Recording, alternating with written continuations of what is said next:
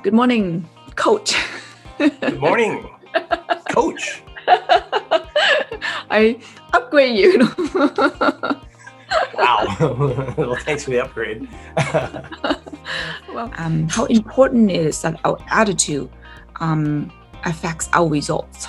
Why do I say that? Because I notice some of our ladies who have different results when they have a different set of attitude. For example, someone who has a positive attitudes get better results than those who have attitudes that are a little bit less negative. We call them when someone sees the glass half full or half empty. So there's a difference when it even comes to getting results from the gym.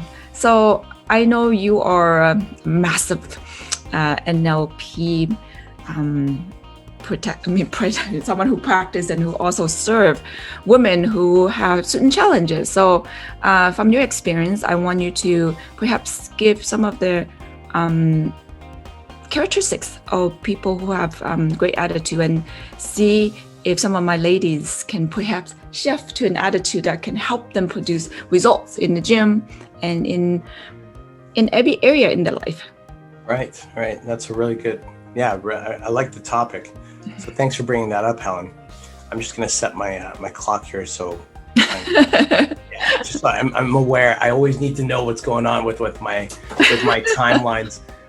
In short, here's what I'm noticing. And I think you're so right to bring it up because this goes well past just having a good attitude and being positive. I mean, what you said is exactly accurate. And I want to share with the ladies why this is so important. Aside to the obvious that we're all being taught, it's better to live life with a good attitude than a bad one, right? Yeah. On a practical, on a useful side, there's a part of our brain called the RAS, the reticular activating system. It's an actual part of our brain that's designed to help us use our eyes and pinpoint things in life that are valuable to us, that are important to us, that matter to us.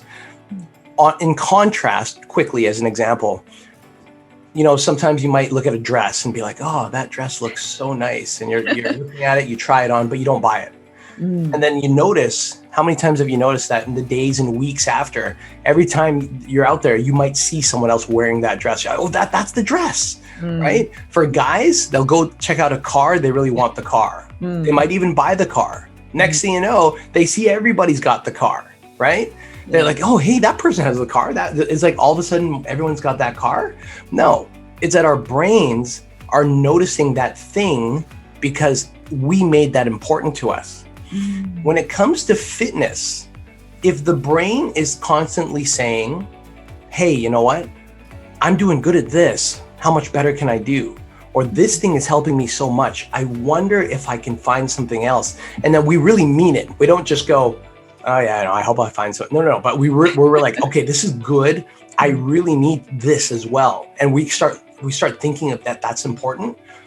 Our brains will actually start to pinpoint and notice everything and anything in our life that can help us benefit and get that result. In contrast, the exact opposite happens when someone is half glass empty, thinking, oh, you know what?